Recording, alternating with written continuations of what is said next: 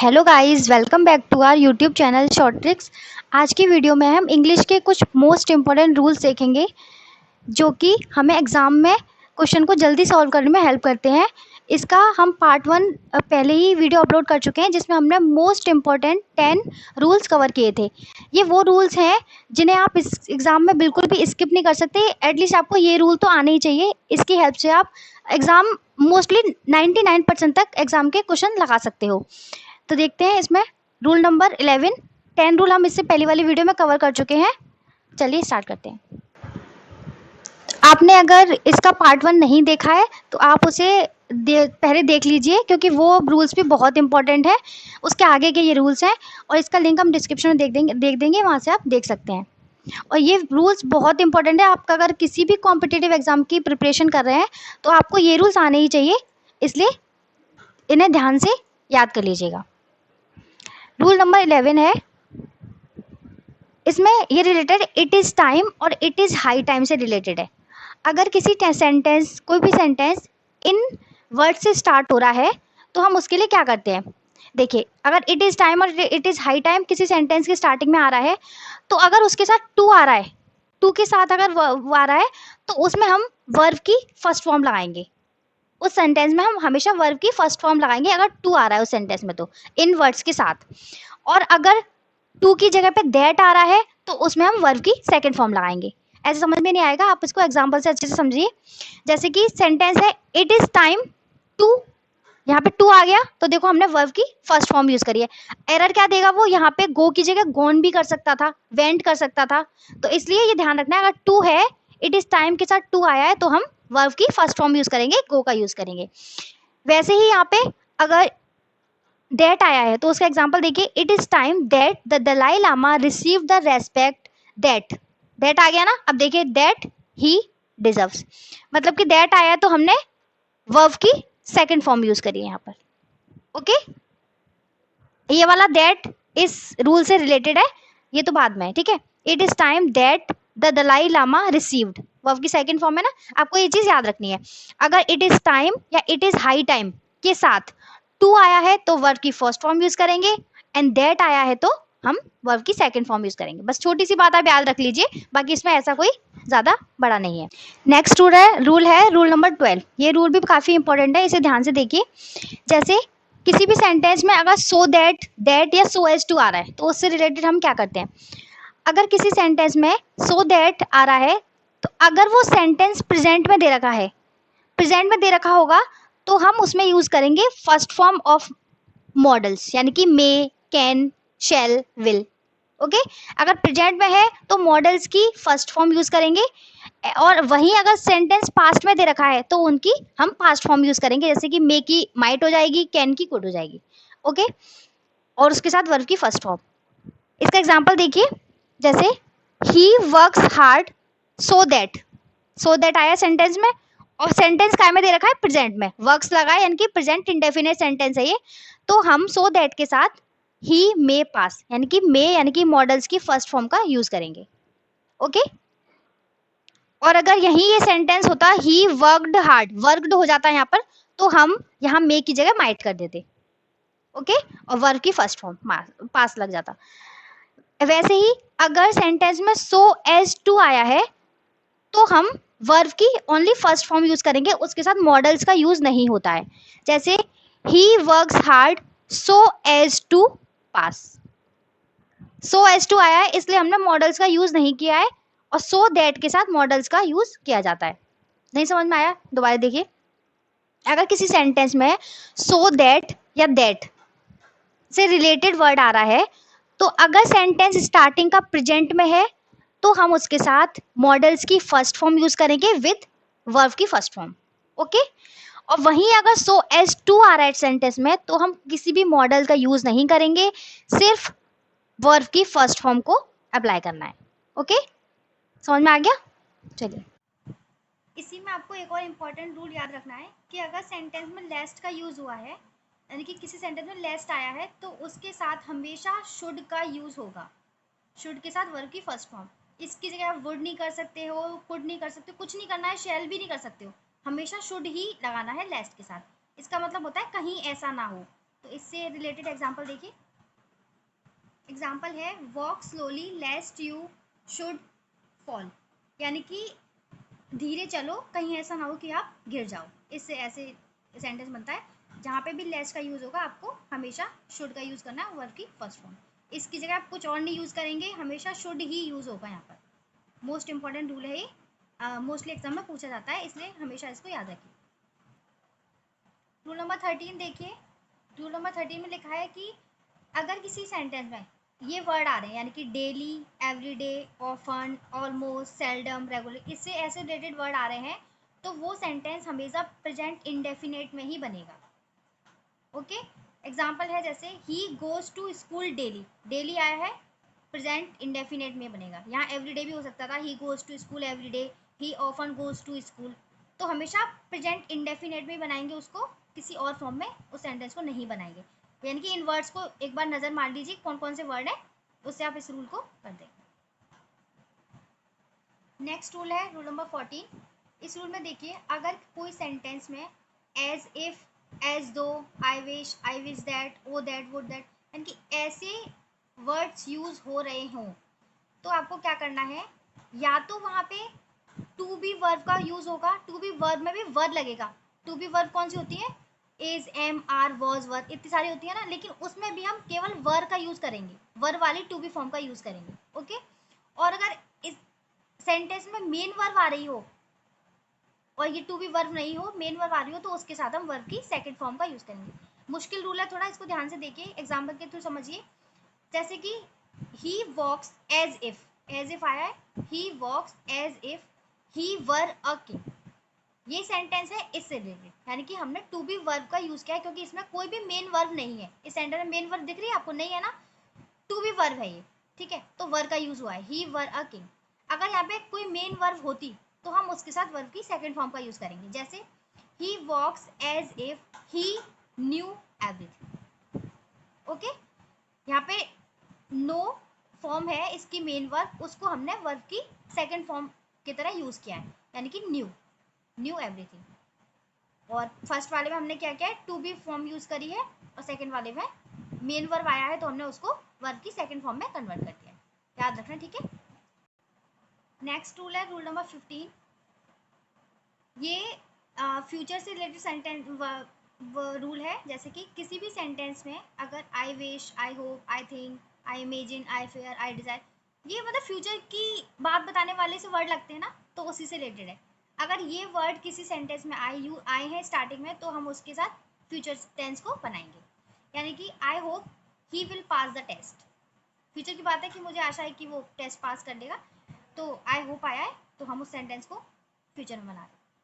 अगर यही जैसे यहाँ पे तो प्रेजेंट में था, अब ये देख लीजिए, आप प्रेजेंट में हो तो प्रेजेंट वाली फॉर्म यूज कर लीजिए, अब पास्ट में हो तो पास्ट वाली, यानी कि I hope he will pass the test, और यही आई होप दैट तो he would pass the exam. वो तो आप अपने अकॉर्डिंग देख लीजिए, सेंटेंस के अकॉर्डिंग, कि प्रेजेंट हो तो प्रेजेंट में यूज करेंगे और पास्ट हो तो पास्ट में मॉडल्स को यूज करेंगे। नेक्स्ट रूल है रूल नंबर 16, और ये रूल तो बहुत बहुत मतलब मोस्ट इंपॉर्टेंट रूल है, इसे तो आपको एग्जाम में हमेशा ही क्वेश्चन बनते हैं, और आप इसको अच्छे से समझिए। इसमें 3 रूल्स होते हैं, कंडीशनल वाला रूल है ये। जैसे कंडीशनल वर्ड होते हैं कुछ, if, unless, supposing, by the way, in case of, ये वर्ड होते हैं कंडीशनल सेंटेंस को शो करते हैं, ठीक है। अब इसमें फर्स्ट रूल ये है कि अगर जो इफ वाला क्लॉज है, इसमें दो तरह से दो सेंटेंस होते हैं, एक इफ वाला होता है और एक दूसरा वाला होता है। अगर इफ वाला जो क्लॉज है वो प्रेजेंट इंडेफिनेट में होगा, तो जो बाद वाला जो क्लॉज होगा वो हमेशा फ्यूचर इंडेफिनेट में बनेगा। ये आपको याद करने वाली बातें हैं कि अगर प्रेजेंट इंडेफिनेट में फर्स्ट वाला क्लॉज है इफ के साथ वाला, तो हम दूसरे वाले क्लॉज को फ्यूचर इंडेफिनेट में बनाएंगे।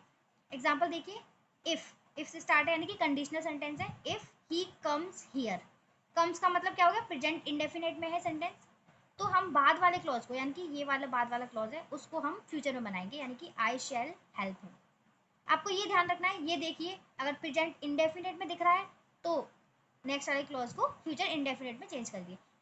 एरर इसी तरह से पूछेगा कि यहाँ पे कम्स दे रखा है, इसको यहाँ शेल की जगह कुछ और दे देगा, हैड, हैज, वुड हैव, कुछ भी दे सकता है, तो आपको ये एरर करेक्ट करनी है। इसी में सेकंड है, अगर इफ वाला clause past perfect, past perfect का मतलब क्या हो गया, हैड के साथ वर्ब की थर्ड फॉर्म में दे रखा है, तो जो बाद वाला क्लॉज होगा उसके साथ वुड हैव प्लस वर्ब की थर्ड फॉर्म यूज होगी। ओके, जो ब्लैक से मैंने लिखा हुआ है वो बहुत इंपॉर्टेंट है, उसको ध्यान से देखिए, स्क्रीनशॉट ले लीजिए और अच्छे से याद करना है ये चीज़, ठीक है।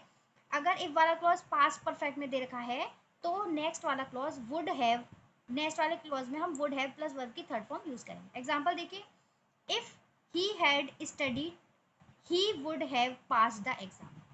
यहाँ देखिए क्या लगा है, हैड के साथ वर्ब की थर्ड फॉर्म लगी है, यानी कि पास्ट परफेक्ट में दिया है इफ वाला क्लॉज, तो सेकंड वाले क्लॉज को हमने क्या करा, वुड हैव वर्ब की थर्ड फॉर्म। ओके, दोनों में कंपेयर कर लीजिए कि इफ के साथ प्रेजेंट इंडेफिनिट वाला सेंटेंस दिया है तो नेक्स्ट क्लॉज फ्यूचर में लगेगा, फ्यूचर इंडेफिनिट में, और वहीं अगर इफ वाला क्लॉज पास्ट परफेक्ट में दे रखा है तो नेक्स्ट वाला क्लॉज के साथ वुड हैव प्लस वर्ब की थर्ड फॉर्म यूज होगी, ठीक है।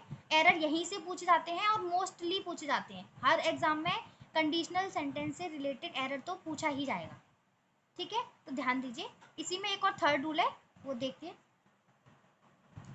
थर्ड है, अगर इफ वाला क्लॉज वर्ब या वर्ब की सेकंड फॉर्म की फॉर्म में दिया हुआ है तो बाद वाले क्लॉज को हम वुड प्लस वर्ब की फर्स्ट फॉर्म के साथ बनाएंगे, ठीक है। इसमें देखिए, if he were a king, if he were a king word दे रखा है, वर्ड नहीं होता तो यहाँ पे वर्ब की सेकंड फॉर्म यूज होती है अगर सेंटेंस अलग टाइप से होता है ना, तो हमें क्या लगाना है, वुड के साथ वर्ब की फर्स्ट फॉर्म, ठीक है। He would help the poor, ऐसे याद रखना है आपको। अब याद रखिए कि इन सेंटेंस में ये नहीं है कि एरर ऐसे ही पूछा जाए कि फर्स्ट सेंटेंस से, ऐसा भी हो सकता है कि ये चीज़ ठीक दे रखी हो, सेकंड वाले क्लॉज ठीक दे रखा हो, फर्स्ट वाला क्लॉज में भी गलती दे रखी होती है, यानी कि वुड हेल्प यहाँ पे यूज कर लिया लेकिन यहाँ पे सेंटेंस को प्रेजेंट इंडेफिनिट में या पास्ट परफेक्ट में बना के दे सकता है, तो आपको देखना है कि हमें कौन से क्लॉज में एरर है और कैसे उसको करेक्ट करना है। ओके, नेक्स्ट रूल है रूल नंबर 17, ये भी बहुत इंपॉर्टेंट है, इन वर्ड से रिलेटेड कंफ्यूजन भी बहुत होता है और एरर भी बहुत पूछा जाता है। ईच अदर और वन अनदर, अगर ईच अदर सेंटेंस में आ रहा है तो वो दो के लिए यूज होता है और वन अदर हमेशा ज़्यादा लोगों के लिए यूज होता है, और कंफ्यूज हो जाते हैं बच्चे कि ईच अदर लगाना है या वन अदर लगाना है। अब देखिए, Ramesh and Suresh never liked each other, दो लोगों की बात हो रही है, रमेश और सुरेश की बात हो रही है केवल, तो हमें यूज करना है ईच अदर। वहीं या दो से ज्यादा लोगों की बात होती है तो उसका यूज करते हैं one another. The cat, the dog and the parrot, दो से ज्यादा हो गए ना, तीन हो गया, stared at one another. Okay, तो इसको ध्यान से देख लेना और याद कर लेना कि ईच अदर दो के लिए यूज होता है और वन अनदर ज्यादा लोगों के लिए। रूल नंबर 18 सिंस से रिलेटेड है। जब किसी सेंटेंस में सिंस का यूज होता है तो हमें ध्यान रखना है कि उसमें जो पहला वाला सेंटेंस होगा वो प्रेजेंट परफेक्ट में होगा और जो सिंस के बाद वाला सेंटेंस होगा वो पास्ट इंडेफिनिट में होगा। प्रेजेंट परफेक्ट का मतलब हो गया हैज़ हैव के साथ वर्ब की थर्ड फॉर्म यूज होगी और पास्ट इंडेफिनिट के साथ वर्ब की सेकंड फॉर्म यूज होगी, इस तरह से करना है। एग्जांपल देखिए, 50 ईयर्स हैव पास्ड। ओके, पहला सेंटेंस कैसे बनाया हमने, सिंस के साथ प्रेजेंट परफेक्ट में, 50 years have passed since he died. यहाँ पे एरर कैसे दे सकता था, सिंस के साथ ये वाला सेंटेंस प्रेजेंट इंडेफिनिट में कर सकता था या फ्यूचर में कर सकता था, कुछ भी गलती कर सकता था, तो उसे हमें करेक्ट करना है कि जो सिंस के बाद वाला सेंटेंस होता है वो पास्ट इंडेफिनिट में बनता है। ओके, अगर आपको ये सेंटेंस नहीं आते हैं कि प्रेजेंट परफेक्ट कौन सा होता है, पास्ट इंडेफिनिट में कैसे होता है, तो अगर आपको इससे रिलेटेड वीडियो चाहिए तो आप कमेंट कर सकते हैं, हम उससे रिलेटेड वीडियो आपके लिए लेके आएंगे। इसी में एक और रूल है, वैसे वो तो सिंस से रिलेटेड था, अब इसमें देखिए अगर टिल और अनटिल का यूज हुआ तो टिल और अनटिल अगर किसी सेंटेंस में आ रहा है तो जो पहला वाला सेंटेंस अगर प्रेजेंट में होगा तो प्रेजेंट इंडेफिनिट वाला बनाएंगे नेक्स्ट वाला, और पास्ट में होगा तो पास्ट इंडेफिनिट। सिंपल सा रूल है वैसे तो, पर मैं बता देती हूँ यहाँ पर। जैसे wait for me till I come, ये नहीं है कि पहला प्रेजेंट बना दिया दूसरा पास्ट बना दिया, ऐसा नहीं करना है। इसमें प्रेजेंट में होगा तो सेकंड वाला भी प्रेजेंट में बनेगा और अगर पास्ट में है तो दूसरा वाला भी पास्ट में बनेगा, पर यानी कि पास्ट इंडेफिनिट और present indefinite. Wait for me till I come, अगर यहाँ है ही वेटेड, पास्ट में हो गया, for me till I came. Okay, ध्यान देना। टिल एंड टिल के साथ कोई भी चेंज नहीं करना है, प्रेजेंट में है तो प्रेजेंट में, पास्ट में है तो पास्ट में, लेकिन सिंस के साथ आपको यूज़ करना है। ये तो मोस्टली नहीं पूछा जाता है टिल एंड टिल, लेकिन सिंस तो मोस्टली पूछा जाता है, तो इसको अच्छे से याद कर लेना। सिंस के साथ पहला सेंटेंस प्रेजेंट परफेक्ट में होगा और दूसरा वाला पास्ट इंडेफिनिट में होगा। Okay, rule number 19, this is another important rule, before and after से रिलेटेड है। सेंटेंस में क्या करते हैं, जहाँ बिफोर का यूज होता हो उसमें फर्स्ट वाले सेंटेंस को पास्ट परफेक्ट टेंस में बनाते हैं और दूसरे वाले को यानी कि बिफोर के बाद वाले सेंटेंस को पास्ट इंडेफिनिट में बनाते हैं। ओके, जैसे एग्जांपल देखिए, he had gone out to work before I came. यहाँ से अलग कर लीजिए, जैसे बिफोर आया उसके पहले वाला सेंटेंस पास्ट परफेक्ट में बनाएंगे ही हैड गोन आउट, और दूसरा वाला सेंटेंस पास्ट इंडेफिनिट बनाएंगे आई केम। ओके, इसको याद रखना आप इस तरह से कि अभी आफ्टर वाला पढ़ लेते हैं, फिर मैं बताती हूँ उसको याद करने की ट्रिक। ओके, आफ्टर के साथ क्या करना है, किसी सेंटेंस में अगर आफ्टर वर्ड यूज हुआ हो तो उसका जो पहला वाला सेंटेंस होगा वो पास्ट इंडेफिनिट में बनाएंगे और जो दूसरा वाला सेंटेंस होगा वो पास्ट परफेक्ट में बनाएंगे। ओके, यानी कि पास्ट परफेक्ट का मतलब हो गया हेड के साथ वर्ब की थर्ड फॉर्म। एग्जाम्पल देखिए, I went there after I had completed the task. Okay, after का यूज हुआ है, फर्स्ट सेंटेंस हमने बनाया पास्ट इंडेफिनिट में, वेंट का यूज हुआ है, और दूसरा वाला हमने बनाया पास्ट परफेक्ट में, आई हैड कंप्लीटेड द वर्क।